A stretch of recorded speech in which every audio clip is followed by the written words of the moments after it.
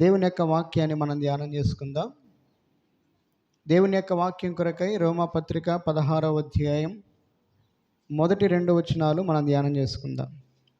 కెంక్రేయాలో ఉన్న సంఘ పరిచారకురాలకు ఫీబే అను మన సహోదరుని పరిశుద్ధులకు తగినట్లుగా ప్రభువునందు చేర్చుకొని, ఆమెకు మీ వలన కావలసినది ఏదైనా ఉన్న ఎడల సహాయము చేయవలని ఆమెను గూర్చి మీకు సిఫారసు చేయుచున్నాను.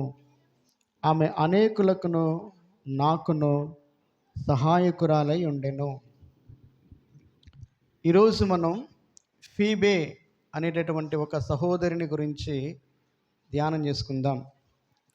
కెంక్రేయాలో ఉన్న సంఘ పరిచారకురాలకు ఫీబే అను మన సహోదరిని అని పౌలు భక్తుడు ఈమెను గురించి చెప్తున్నాడు.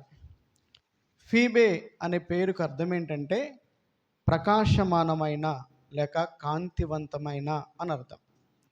ఈ రోమాపత్రిక 16వ అధ్యాయంలో మొత్తం 26 మందికి పౌలు భక్తుడు శుభాకాంక్షలు తెలుపుతూ ఉన్నాడు. ఈ రోమాపత్రిక ప్రారంభంలో ఈ రోమా పట్టణంలో ఉన్నటువంటి సంఘంలో ఉన్నటువంటి విశ్వాసులకు దేవుని యొక్క వాక్యాన్ని ఉపదేశంగా ఈ పత్రికలో రాసి, ఆ చివరిలో దాదాపుగా 26 మంది భక్తులైనటువంటి వారికి ఆయన శుభాకాంక్షలు తెలుపుతూ ఉన్నాడు. ఈ 26 మందిలో ఒక 6 స్త్రీలు ఉన్నారు. ఈ 6 స్త్రీలలో మొట్టమొదటిగా ప్రస్తావించబడినటువంటి ఈ వ్యక్తి పేరు ఫీబే. అందుకని ఈ ఫీబే ఎక్కడ నివసిస్తుంది అంటే కెంక్రేయా అనేటటువంటి పట్టణంలో నివసిస్తూ ఉంది. ఈ పట్టణం కొరింథీ పట్టణానికి సమీపంలో ఉంటుంది. కొరింథీ పట్టణానికి 2 మైళ్ళ దూరంలో ఈ కెంక్రేయ పట్టణం ఉంది. ఈ కెంక్రేయ పట్టణంలో నివసించేటటువంటి ఫీబే ఒకప్పుడు అన్యురాలు, కానీ దేవుని యొక్క సువార్త వలన ఆమె రక్షించబడి ఆమె దేవుని సేవించే వ్యక్తిగా మారింది. ఆమె ఒక వ్యాపారస్తురాలు. ఆమె పని చేసుకుంటూ దేవుని సేవించే వ్యక్తి. ఆమె సోమరిపోతు కాదు, ఆమె ఒక వ్యాపారస్తురాలు. అయితే ఈ ఫీబే అనేటటువంటి ఈ సహోదరి ద్వారానే పౌలు భక్తుడు రోమా అనేటటువంటి పట్టణంలో ఉన్నటువంటి సంఘానికి ఈ పత్రికను రాసి, ఈ పత్రికను ఆమె ద్వారానే వాళ్ళకు అందజేశాడు. ఎవరి ద్వారా అంట? ఈ సహోదరి ద్వారానే ఈ పత్రిక, రోమా పత్రిక రాసి ఆ సంఘంలో ఉన్న వారికి దాన్ని అందజేశాడు. ఈ ఫీబేను గురించి పౌలు భక్తుడు సాక్ష్యం ఇస్తూ ఉన్నాడు. ఈ ఫీబేను గురించి ఒక 5 మాటలు మనం ధ్యానం చేసుకుందాం. మొట్టమొదటిగా చదవండి. కెంక్రేయలో ఉన్న సంఘ పరిచారకురాలకు ఫీబే అను మన సహోదరిని. మొట్టమొదటిగా ఈమె ఎవరు అంటే ఫీబే అను మన సహోదరి అని అన్నాడు. ఎవరంట ఈమె? ఫీబే అను మన సహోదరి. అమ్మ, యేసుక్రీస్తు ప్రభువారిని నమ్ముకున్న, యేసుక్రీస్తు ప్రభువారి యొక్క రక్తంలో కడగబడిన, కొనబడిన, దేవుని యొక్క సన్నిధిలో సంఘముగా చేయబడినటువంటి మనందరం ఎవరమంటే సహోదరులము, సహోదరులము. ఇప్పుడు ఫీబేను ఏమని పిలుస్తున్నాడు పౌలు భక్తుడు? ఫీబే అను మన సహోదరి అని పిలుస్తూ ఉన్నాడు. ఒకప్పుడు యేసుక్రీస్తు ప్రభువారిని నమ్ముకోకముందు పౌలు భక్తుడు యూదుడు. ఎవరంట? యూదా మతానికి చెందినవాడు. అలాగే ఫీబే ఒక అన్యురాలు. యూదులు అన్యులతో సహవాసం చేయరు, యూదులు అన్యులతో మాట్లాడరు, యూదులు అన్యులు ముట్టుకోరు. కానీ ఎప్పుడైతే యేసుక్రీస్తు ప్రభువారు నమ్ముకున్నారో ఈ పౌలు భక్తుడు ఫీబేను గురించి ఏమని పలుకుతూ ఉన్నాడు? ఫీబే అనే మన సహోదరి. అంటే యేసుక్రీస్తు ప్రభువారు నమ్ముకున్న తర్వాత, యేసయ్యను నమ్ముకొని ఆయన యొక్క సంఘంలో చేర్చబడినటువంటి ప్రతి వారు కూడా, యేసుక్రీస్తు ప్రభువారి రక్తంలో కడగబడి కొనబడిన ప్రతి వారు కూడా యేసుక్రీస్తు ప్రభువారి ద్వారా ఒక సంబంధాన్ని, ఒక బంధుత్వాన్ని, ఒక సహవాసాన్ని కలిగి ఉంటారు. అర్థమైందా? ఈ సహవాసము, ఈ బంధుత్వం ఎవరి ద్వారా చెప్పండి? యేసు ప్రభు ద్వారానే. యేసు ప్రభు నమ్ముకోకముందు మనలో భేదాలు ఉన్నాయి. యేసుక్రీస్తు ప్రభువారు నమ్ముకోకముందు మనం ఎవరెవరమో, ఎక్కడెక్కడి వారమో, ఎలాంటి వారమో. కానీ యేసుక్రీస్తు ప్రభువారు నమ్ముకున్న తర్వాత, యేసుక్రీస్తు ప్రభువారి రక్తంలో కడగబడిన తర్వాత మనందరము ఎవరమంటే మనందరము సహోదరులము లేక సహోదర సహోదరీలము. చదవండి ఈ మాట. యేసు ప్రభు వారు చెప్పారు. మత్తయి సువార్త 23వ అధ్యాయం 8వ వచనం. మత్తయి సువార్త 23వ అధ్యాయం 28వ వచనం. మీరైతే బోధకులని పిలువబడద్దు, ఒక్కడే మీ బోధకుడు, మీరందరూ సహోదరులు. చెప్పండి, మనందరం ఎవరమంట? సహోదరులము. ఇంకో మాట చదవండి, మత్తయి సువార్త 12వ అధ్యాయం 49-50 వచనాలు. తన శిష్యుల వైపు చేయి చాపి, ఇదిగో నా తల్లియు, ఇదిగో నా సహోదరులను, పరలోకమందున నా తండ్రి చిత్తము చొప్పున చేయువాడే నా సహోదరుడును, నా సహోదరియు, నా తల్లి అనెను. ఇప్పుడు మనందరం ఎవరని చెప్పండి? మీరందరూ సహోదరులు అని యేసుప్రభు అన్నాడు.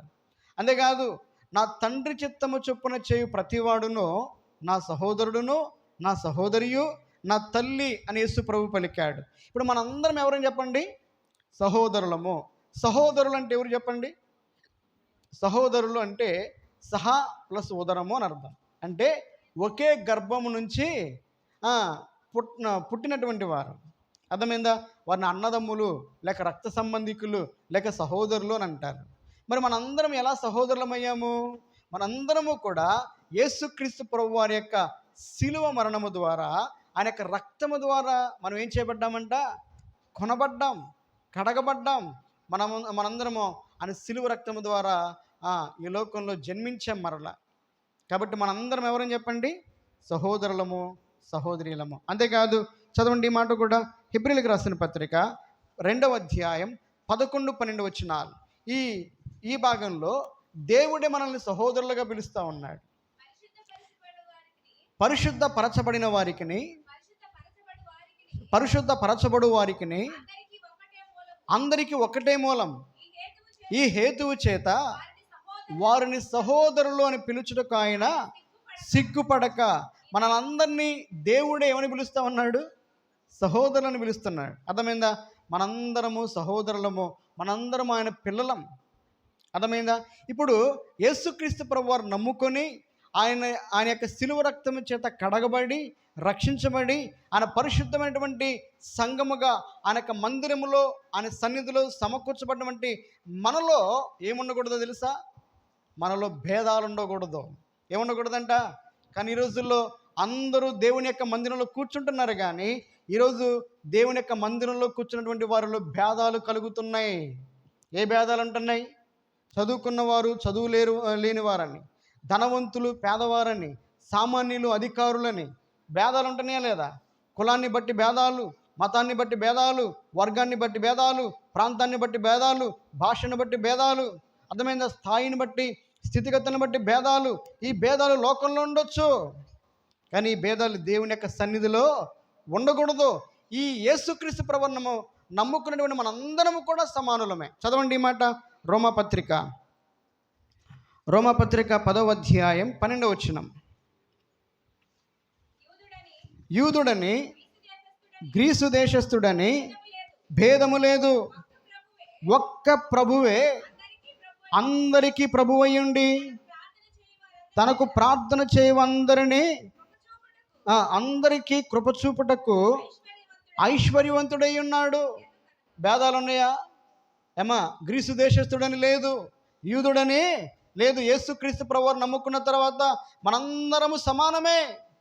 ఇంకా చదవండి, గలతీయులకు రాసిన పత్రిక 3వ అధ్యాయం 11వ వచనం. గలతీయులకు రాసిన పత్రిక 3వ అధ్యాయం, ధర్మశాస్త్రము చేత ఎవడును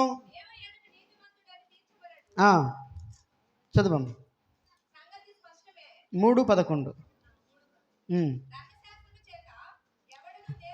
లేకపోతే ఈ మాట చదవండి, 26వ వచనం, 3:26. యేసుక్రీస్తునందు మీరందరూ విశ్వాసము వలన దేవుని కుమారులయ్యున్నారు. క్రీస్తులోనికి బాప్తిస్మము పొందిన మీరందరూ క్రీస్తును ధరించుకొని ఉన్నారు. ఇందులో యూదుడని, గ్రీసు దేశస్థుడని లేదు, దాసుడని, స్వతంత్రుడని లేదు, పురుషుడని, స్త్రీ అని లేదు. యేసుక్రీస్తునందు మీరందరూ ఏకముగా ఉన్నారు. యేసుక్రీస్తునందు మనందరం సమానులమే. యేసుక్రీస్తు ప్రభువును నమ్ముకొని ఆయన యొక్క రక్తం చేత కొనబడినటువంటి మనందరము కూడా సమానులమే. ఇక భేదాలు ఉండకూడదు. లోకములో ఉన్నట్టుగా కుల భేదం, మత భేదం, ప్రాంతీయ భేదం, భాషా భేదం, లేకపోతే స్థాయిని బట్టి భేదం ఉండకూడదు మనలో. ఒకవేళ భేదాలు ఉంటే అది దేవుని యొక్క సంఘము కానే కాదు. అందుకని బైబిల్ గ్రంథంలో దేవుడు సెలవిస్తూ ఉన్నాడు, మనందరము సహోదరులము. అందుకని ఫీబే అనే మన సహోదరి, ఒకప్పుడు యూదా మతస్థుడిగా ఉన్నటువంటి పౌలు గారు రక్షింపబడిన తర్వాత అప్పుడు ఫీబే అనేటటువంటి ఒక అన్యురాల్ని ఆమె రక్షించబడిన తర్వాత ఏమని పిలుస్తూ ఉన్నాడు? మన సహోదరి. యేసుక్రీస్తు ప్రభువారు కూడా ఆయన సమరయ మార్గమున వెళ్ళవలసి వచ్చాను అనే మాట రాయబడింది. అక్కడ సమరయ స్త్రీతో యేసు ప్రభు మాట్లాడాడు. ఏమని మాట్లాడాడు? అమ్మా, నాకు దాహమునకు నీళ్ళు ఇవ్వమన్నాడు. అప్పుడు ఆమె ఏమన్నది? అయ్యా, యూదులు సమరలతో సాంగత్యము చేయరు కదా. కాబట్టి యేసుక్రీస్తు ప్రభువారు అక్కడ కులం అనేటటువంటి భేదం, అక్కడ మతం అనేటటువంటి భేదం, మనుషులలో ఉన్నటువంటి భేదాన్ని ఆయన తొలగించాడు. ఆ అడ్డుగోడను తొలగించినటువంటి వాడు యేసు ప్రభు. అర్థమైందా? అపోస్తుల కార్యముల గ్రంథంలో కూడా చూడండి, ఆ అపోస్తుల కార్యముల గ్రంథం 8వ అధ్యాయంలో సమరయులు రక్షింపబడ్డారు. అపోస్తుల కార్యముల గ్రంథం 10వ అధ్యాయంలో అన్యులు రక్షింపబడ్డారు. వీరందరూ కూడా సంఘముగా చేయబడ్డారు. సంఘముగా చేయబడినటువంటి తర్వాత యేసుక్రీస్తు ప్రభువును నమ్ముకొని దేవుని యొక్క మందిరంలోకి చేర్చబడిన తర్వాత మనలో భేదాలు ఉండకూడదు. ఒకవేళ మనలో భేదాలని అనుకో, మనం యేసుక్రీస్తు ప్రభువారిని సంతోషపరిచే వరంగా ఉండట్లేదు. భేదాలు కలిగించేవారు దేవునికి సంబంధించినటువంటి వారు కారు. వారికి శిక్ష ఉన్నది, జాగ్రత్త.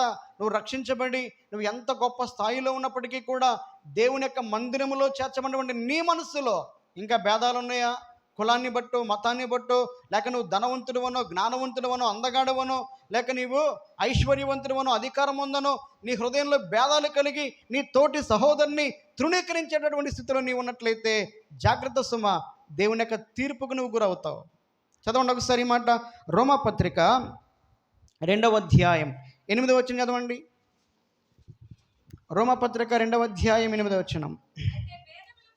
అయితే భేదములు పుట్టించి సత్యమునకు లోబడక దుర్నీతికి లోబడు వారి మీదికి దేవుని ఉగ్రతయు రౌద్రమును వచ్చును. దుష్కార్యము చేయు ప్రతి మనుషుని ఆత్మకు, మొదట యూదునికి గ్రీసు దేశస్థునికి కూడా శ్రమయు వేదనయు. భేదములు పుట్టించేటటువంటి వారి మీదకి దేవుని ఉగ్రత వస్తుంది. ఈ రోజుల్లో విచారం ఏంటంటే, కులాన్ని బట్టి, లేక ప్రాంతాన్ని బట్టి, లేక భాషను బట్టి, స్థాయిని బట్టి ఈ రోజుల్లో చర్చలు ఎక్కువైపోతూ ఉన్నాయి. ఒకవేళ అలాంటి ఒక ప్రత్యేకమైనటువంటి గుంపుగా నీవు ఉన్నట్లయితే అది అసలు దేవుని సంఘమే కాదు. యూదుడని, గ్రీసు దేశస్థుడని భేదము లేదు. భేదములు పుట్టించేటటువంటి వ్యక్తివిగా నీవు ఉంటే దేవుని యొక్క ఉగ్రతని మీదకి వస్తుంది. యేసు ప్రభువు నమ్ముకున్న తర్వాత కూడా నీ హృదయంలో, నీ మనస్సులో భేదాలు పెట్టుకుంటే అసలు మనం క్రైస్తవులమేనా? చదవండి, ఈ మాట కూడా చదవండి. యాకోబు పత్రిక 2వ అధ్యాయం 4వ వచనం చదవండి. యాకోబు పత్రిక 2వ అధ్యాయం 4వ వచనం. మీ మనస్సులలో భేదములు పెట్టుకొని. ఎక్కడుంటాయంట భేదాలు? పైకి ఏమో వందనాలన్నా, వందనాలక్క అని పిలుచుకుంటాం. కానీ భేదాలు ఎక్కడుంటాయంట? హృదయంలో ఉంటాయి భేదాలు. అసలు దేవుడు ఏం చూస్తాడు? దేవుడు నీ హృదయాన్ని లక్ష్య పెట్టేది. అర్థమైందా? నీ నోటినిగా దేవుడు చూసేది. దేవుడు నీ హృదయాన్ని చూస్తాడు. నీ హృదయంలో ఎలాంటి ఆలోచనలు కలిగి ఉన్నావో, ఎలాంటి తాత్పర్యమును కలిగి ఉన్నావో దేవుడు చూస్తాడు. మీ మనస్సులలో భేదములు పెట్టుకొని. చదవమ్మా మాట. మీ మనస్సులలో భేదములు పెట్టుకొని మీరు దురాలోచనతో విమర్శ చేసిన వారగుదురు కదా. ఎందుకు ఈ మాట అంటున్నాడు? 2వ వచనం దగ్గర నుంచి. ఎలాగనగా బంగారు ఉంగరము పెట్టుకొని ప్రశస్త వస్త్రములు ధరించుకుని ఒకడు మీ సమాజ మందిరంలోనికి వచ్చినప్పుడు మురికి బట్టలు కట్టుకుని దరిద్రుడును లోపలికి వచ్చిన ఎడల మీరు ప్రశస్త వస్త్రములు ధరించుకుని వారిని చూచి సన్మానించి నీవిక్కడ మంచి స్థలమందు కూర్చుండమని చెప్పి ఆ దరిద్రునితో నీవక్కడ నిలువుము, లేక ఇక్కడ నా పాదపీఠమునకు దిగువన కూర్చుండమని చెప్పిన ఎడల మీ మనస్సులలో భేదములు పెట్టుకొని మీరు దురాలోచనతో విమర్శ చేసిన వారగుదురుగారా. అర్థమైందా? ఇక్కడ ఒక ధనవంతుడికి ఒక దరిద్రుడికి నీవు ఇచ్చేటటువంటి మర్యాద గౌరవమును బట్టి కూడా దేవుడు నీ హృదయాన్ని లెక్కిస్తున్నాడు. కాబట్టి దేవుని యొక్క మందిరంలో అందరము సమానమే. ఒకవేళ భేదములు నీ హృదయంలో ఉన్నాయంటే నువ్వు శరీర సంబంధివి. గలతీయులకు రాసిన పత్రిక 5వ అధ్యాయంలో శరీర కార్యములు అనే మాట రాయబడింది కదా. శరీర కార్యములు స్పష్టములై ఉన్నవి అనే చోట ఈ భేదములు కలిగించేటటువంటి ఆ లక్షణము కూడా ఒక శరీర కార్యమే. అర్థమైందా? చదవండి, ఇంకొక మాట చదవండి బైబిల్ గ్రంథంలో నుంచి.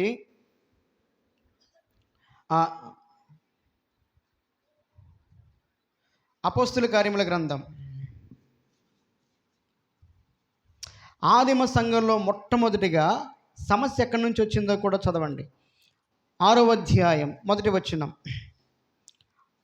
ఆ దినములలో శిష్యుల సంఖ్య విస్తరించుచున్నప్పుడు అనుదిన పరిచర్యలో తమలోని విధవరాండ్రును చిన్న చూపు చూచిరని హెబ్రీల మీద గ్రీకు భాష మాట్లాడు యూదులు సనగసాగిరి. అర్థమైందన్నమాట. ఆదిమ సంఘంలో సాతానుడు మొట్టమొదటిగా ఒక కలవరాన్ని రేపాడు. ఆ కలవరము భేదాన్ని కలుగజేసే రేపాడు. ఏంటా భేదము? యూదులు హెబ్రీలుగా ఉన్నటువంటి యూదులంట గ్రీసు దేశంలో నుంచి రక్షించబడి వచ్చినటువంటి విధవరాలైనటువంటి యూదులను చిన్న చూపు చూడొచ్చా? పొద్దున సండే స్కూల్లో కూడా అదే కథ చెప్పుకున్నాం. చిన్న చూపు చూడొచ్చా? ఒక వ్యక్తిని తృణీకరించవచ్చా? ఒక వ్యక్తిని అసహించుకోవచ్చా? ఒక వ్యక్తిని అగౌరవంగా మాట్లాడవచ్చా?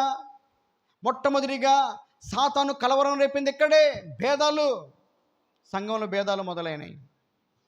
కానీ దైవ సేవకులు ప్రార్థనాపూర్వకంగా ఆ సమస్యను పరిష్కరించుకున్నారు. ఈ రోజుల్లో కూడా భేదాలు ఎక్కువైపోయినాయి.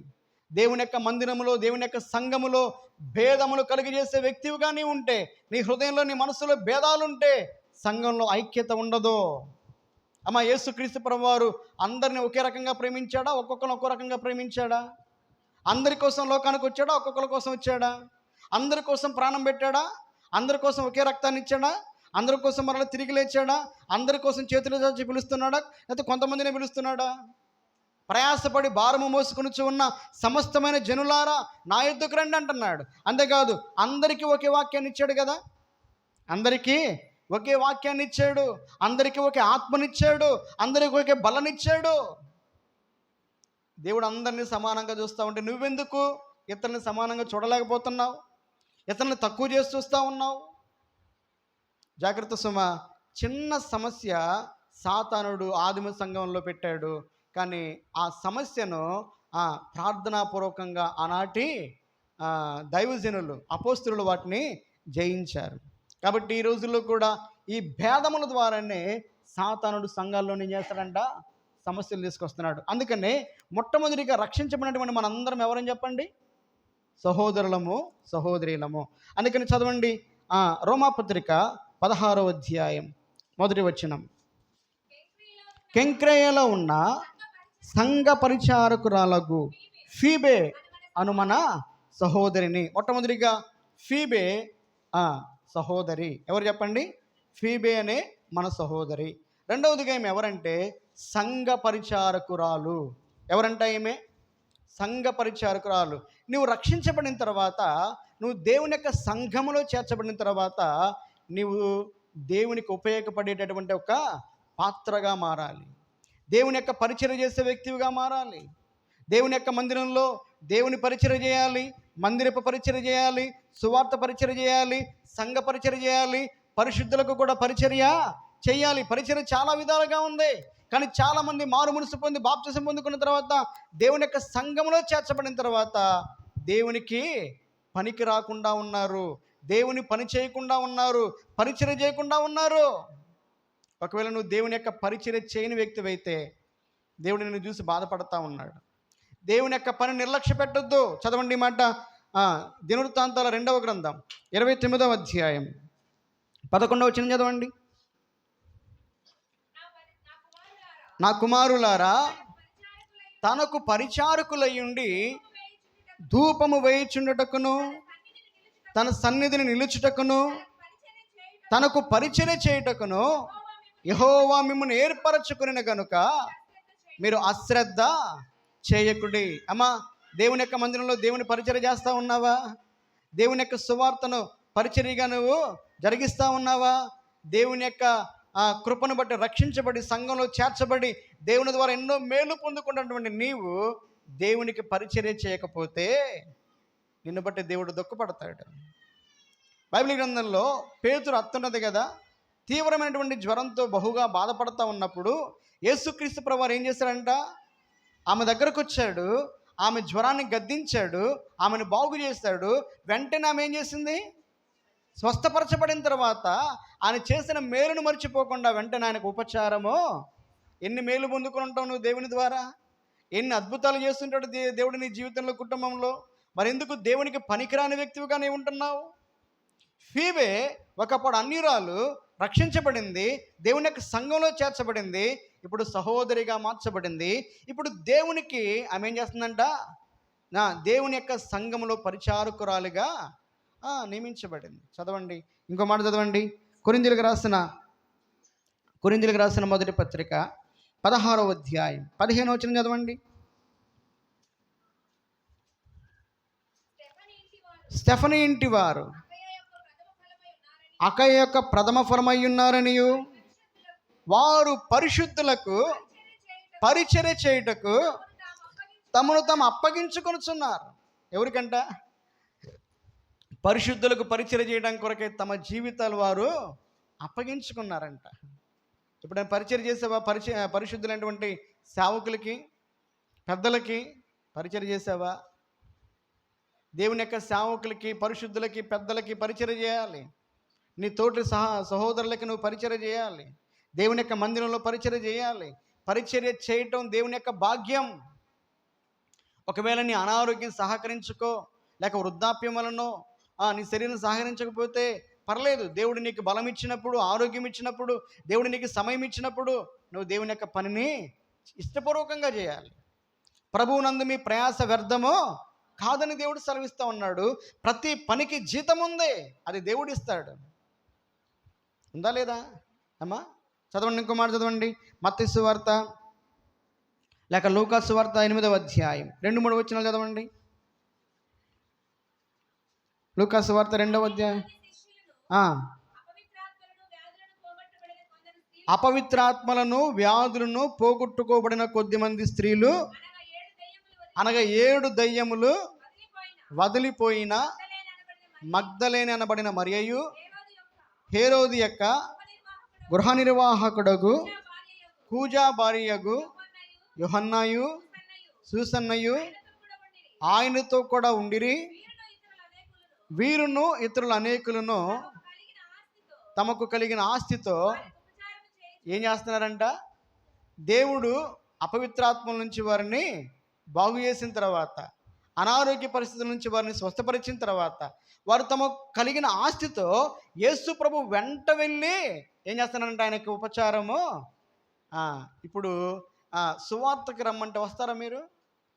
సువార్తకు రమ్మంటే సువార్తకు వస్తా దైవ సేవకులు కరపత్రికలు పంచుతూ ఉంటే వాళ్ళకి మంచినీళ్ళు ఇవ్వటము ఏమో ఆ పనైనా చేస్తారా? యేసు ప్రభు వెంటలేరంట. సామాన్యులు కదా వాళ్ళందరూ, వారు ధనవంతులు. ఎవరంట?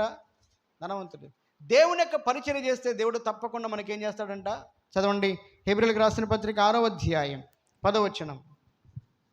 హెబ్రీయులకు రాసిన పత్రిక 6వ అధ్యాయం 10వ వచనం. మీరు చేసిన కార్యము, మీరు పరిశుద్ధులకు ఉపకారము చేసిన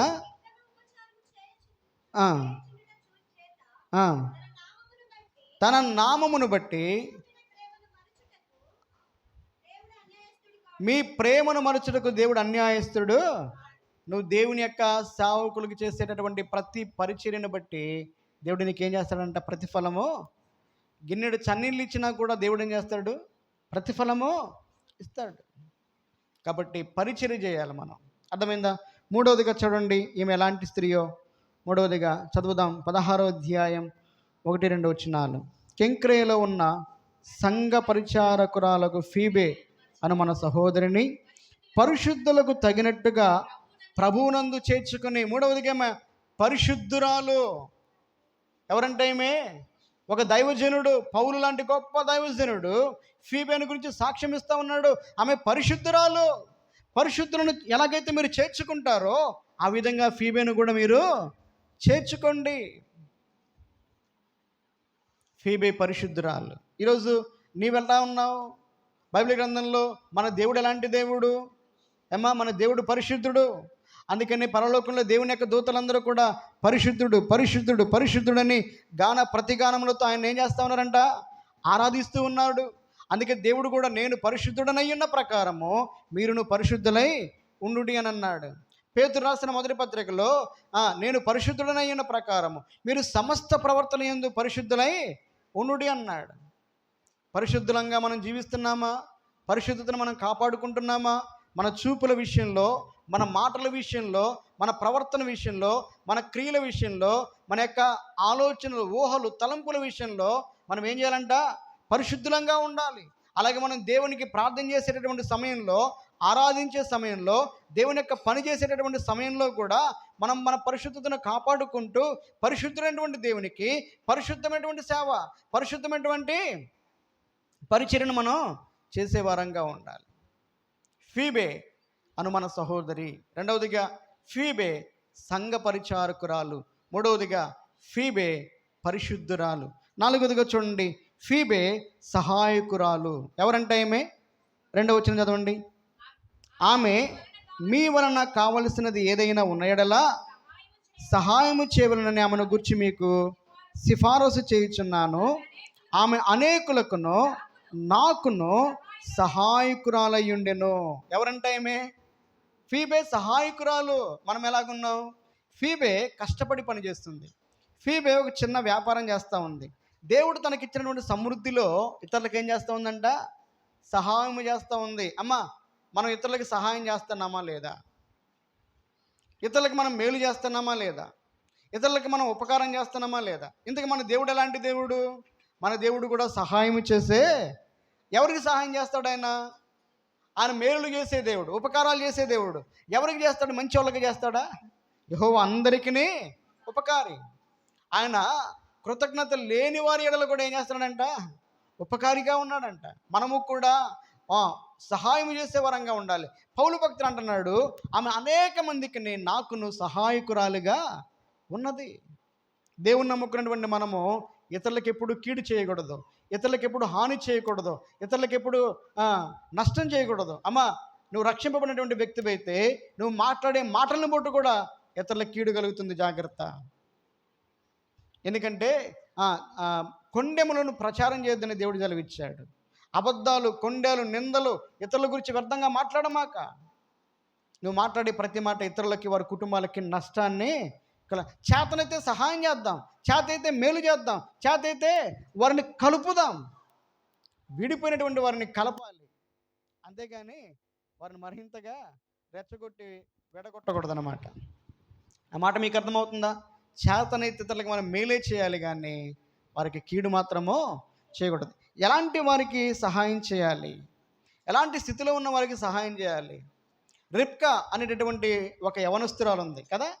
ఆమె ఒకవేళ పేదింటిలో పుట్టొచ్చు. అంటే అబ్రహాము ధనవంతుడు, అబ్రహాము అంత ధనవంతులు రిబ్కా వాళ్ళైతే కాదు. కానీ రిబ్కా యొక్క గుణము మాత్రం చాలా గొప్పది. ఎందుకంటే ఎలియాజరు, నాకు దాహం అవుతుంది, కొంచెం నీళ్లు పోస్తావంటే ఆమంట వెంటనే త్వరగా తన గడవను నింపి ఆయనకి ఏం చేసిందంట? నీళ్ళు పోసి ఆమంటుంది, అయ్యా నీ ఒంటెలకు కూడా నీళ్ళు పోస్తానయ్యా అందంట. 10 ఒంటెలకి ఆమె ఏం చేసింది తెలుసా? త్వరగా వెళ్ళి ఎన్ని బిందెలు తాగినాయో మనకు తెలియదు, అన్నిటికీ ఏం చేసిందంట? నీళ్ళని పోసింది. ఆమె చేసినటువంటి చిన్న కార్యము అబ్రహాం అంతటి గొప్ప భక్తుని కుమారునికి కోడలిగా, భక్తుని కుమారునికి భార్యగా, అలాంటి గొప్ప ఇంట్లో అడుగుపెట్టేటటువంటి స్థాయికి ఆమెను తీసుకెళ్ళింది. అర్థమైందా? మన సహాయము ఎప్పటికీ కూడా దేవుని ద్వారా, దేవుని దగ్గర మరవబడదు. ఇప్పుడు ఆమెకు సహాయం చేయండి అని పౌలు భక్తుడు చెప్తున్నాడు. ఆమెకు సహాయం చేయమని సిఫారసు చేస్తానని అంటున్నాడు. ఆమె ఏ అక్కర్లో ఉందో మనకు తెలియదు, కానీ ఆమె సమృద్ధిలో ఉన్నప్పుడు అందరికీ సహాయం చేసింది. ఇప్పుడు ఆమె అక్కర్లో ఉన్నప్పుడు పౌలు భక్తుడు ఏం చేస్తున్నాడు? మీరు ఆమెకు సహాయము, నీవు చేసే సహాయము అది ఎప్పుడు కూడా మరువబడదు దేవుని దగ్గర. మరలా దేవుడు తగిన విధంగా, తగిన రీతిలో నీకు దేవుడు సహాయం చేస్తాడు. ఎవరెవరికి సహాయం చేయాలి అంటే అక్కరలో ఉన్న వారికి మనం సహాయము చెయ్యాలి. చదవండి అన్నమాట. బైబిల్ గ్రంథంలో నుంచి కొరింథీయులకు రాసిన 2వ పత్రిక 9వ అధ్యాయం 12వ వచనం చదవండి. ఎలయనగా పరిశుద్ధుల అక్కరలకు సహాయము కలుగునట్లుగా అన్నాడు. అక్కరలో ఉన్న వారికి ఏం చేయాలంట? సేవకులకి, తర్వాత దైవజనులకి, వాళ్ళకి మాత్రమే కాకుండా వాళ్ళకి సహాయం చేయాలి. వాళ్ళకి మాత్రమే కాకుండా నీ తోటి సహోదరులు, నీ తోటి సహోదరీలు ఎవరైనా అక్కరలో, పేద స్థితిలో, దీనస్థితిలో, దరిద్రపు స్థితిలో, నష్టపోయినటువంటి స్థితిలో ఉన్నప్పుడు నీ వంతుగా నీవు వారికి ఏం చేయాలంట? సహాయం చేయాలి. మీకు విషయం చెప్పమంటారా? యేసు ప్రభు మనకు నేర్పించింది ఏంటంటే ఇతరులను ప్రేమించడం, ఇతరులకి సహాయము. నేను చాలా గర్వంగా చెప్తాను. ఎందుకంటే కరోనా కాలంలో ఎక్కువగా ఇతరులకు సహాయం చేసింది దేవుని బిడ్డలే. ఈ మధ్య విజయవాడలో వరదలు వచ్చినప్పుడు ఎక్కువగా సహాయం చేసింది ఎవరు తెలుసా? దేవుని బిడ్డలే.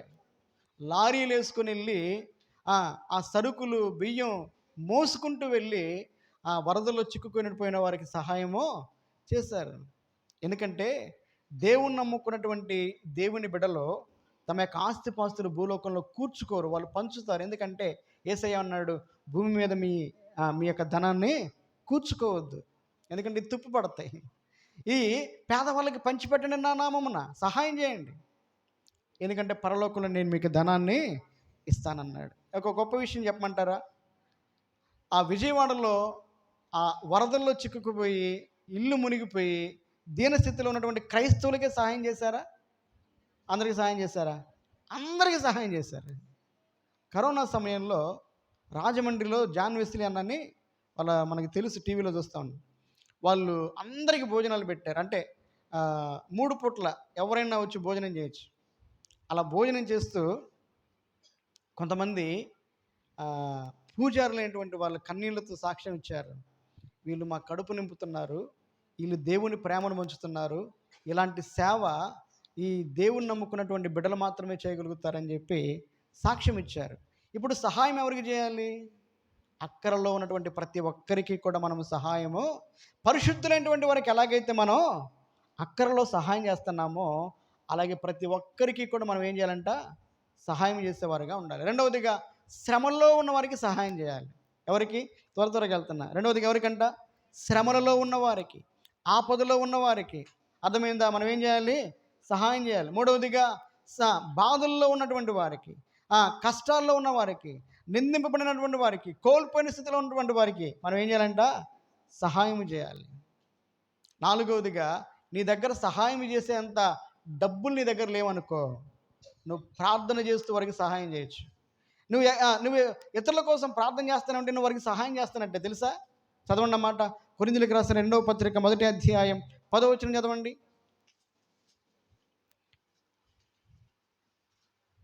కొరింథీయులకు రాసిన 2వ పత్రిక 1వ అధ్యాయం 10వ వచనం. అట్టి గొప్ప మరణం నుండి మమ్మల్ని తప్పించి ఇక ముందుకు తప్పించును, మరియు మా కొరకు ప్రార్థన చేయడం చేత మీరు కూడా సహాయము చేయుదురు. ఏం చేస్తానంట? ప్రార్థన ద్వారా మాకు సహాయం చేస్తున్నారు. ఒకవేళ నువ్వు పేద స్థితిలో ఉండొచ్చు, కానీ నువ్వేం చేయాలో తెలుసా? ప్రార్థన చేయాలి. ఒకసారి దైవ సేవకులు భక్సింగ్ అంకులు ఒక దేశానికి వెళ్ళాడు. ఆ దేశంలోకి వెళ్ళడానికి ఆయన షిప్ దిగగానే అక్కడ ఉన్నటువంటి కొంతమంది అన్నారంట, అయ్యా ఒక సహోదరి మిమ్మల్ని చూడటానికి ఆశపడతా ఉంది, ఒకసారి రాగలుగుతారా అని అన్నాడంట. సరే వస్తానని చెప్పి ఆయన ఏం చేశారంటే ఆ సహోదరి దగ్గరికి వెళ్ళాడు. ఆ సహోదరి ఎలాగుందంటే కాళ్ళు చేతులు చచ్చుబడిపోయి ఆమె ఒక మంచంలో ఉన్నది. భక్సింగ్ అంకుల్ అనుకున్నాడంట, ఆమె నా ద్వారా ప్రార్థన చేయించుకోవడానికి పిలిచిందేమో, ఆమెకి ఏదైనా నేను సహాయం చేయలేమని ఆమె కోసం ప్రార్థన చేసి లోపలికి వెళ్ళి, ప్రైజ్ లార్డ్ సిస్టర్, మీకు ఏదైనా సహాయం కావాలా అని అడిగాడు. అప్పుడు ఆ మంచంలో ఉన్నటువంటి ఆ సహోదరి చెప్పిన మాట ఏంటో తెలుసా? బ్రదర్, నాకే సహాయం అక్కర్లేదు, నేను మీ గురించి చాలా విన్నాను, మీ పరిచయం చాలా గొప్పది, మీరు గొప్ప సాక్ష్యం కలిగిన వాళ్ళు, దేవుడు మిమ్మల్ని అద్భుతంగా వాడుకుంటున్నాడు.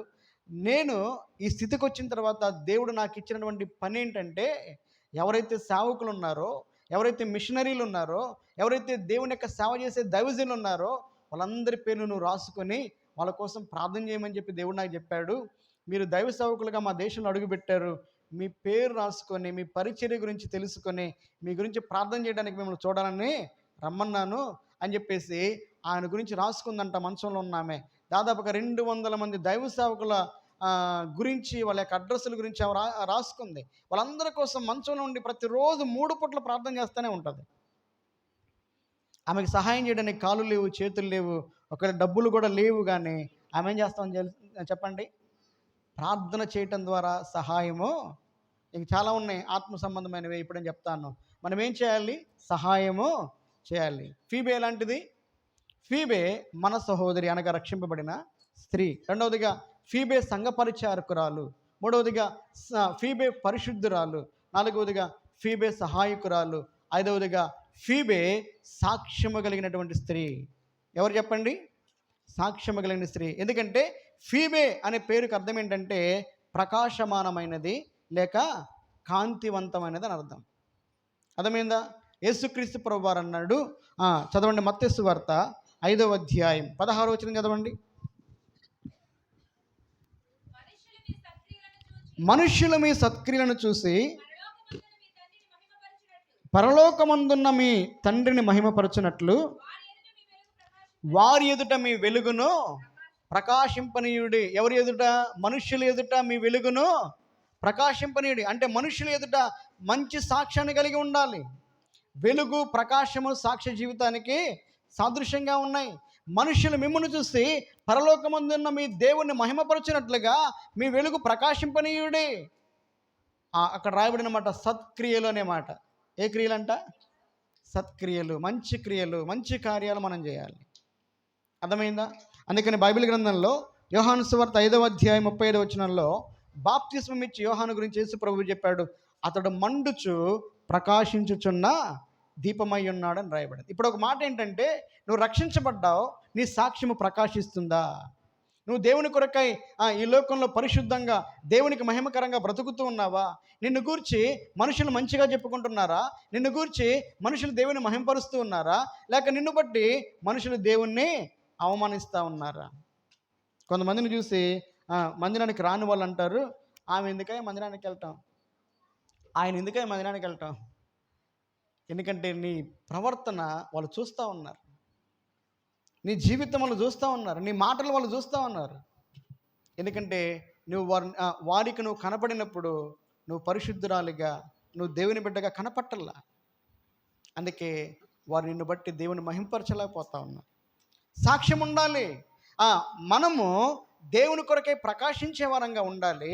అనేక మందిని మనం వెలిగించి వారిని మనం దేవుని వైపు తిప్పేవారుగా ఉండాలి. చదవండి ఫిలిప్పీలకు రాసిన పత్రిక 2వ అధ్యాయం 16వ వచనం చదవండి. ఫిలిప్పీలకు రాసిన పత్రిక 2వ అధ్యాయం 16వ వచనం. అట్టి జనుల మధ్యను మీరు జీవవాక్యమును చేతబట్టుకొని లోకమందు జ్యోతుల వలె కనబడుచున్నారు. అట్టి జనము మధ్య పైన రాయబడింది, వారు వక్రజనము. ఎవరంట వారు? వక్రజనం, మూర్ఖులైనటువంటి జనాంగం.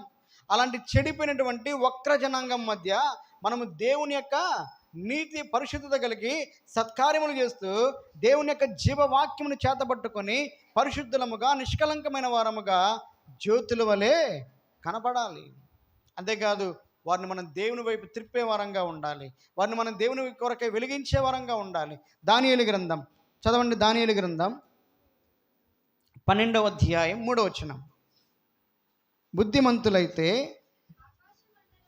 ఆకాశ మండలములోని జ్యోతులను పోలిన వారై ప్రకాశించెదరు, నీతిమంతులను అనుసరించి నడుచుకున్నట్లు ఎవరు అనేకులను త్రిప్పుదురో వారు నక్షత్రముల వలె నిరంతరమును ప్రకాశించెదరు.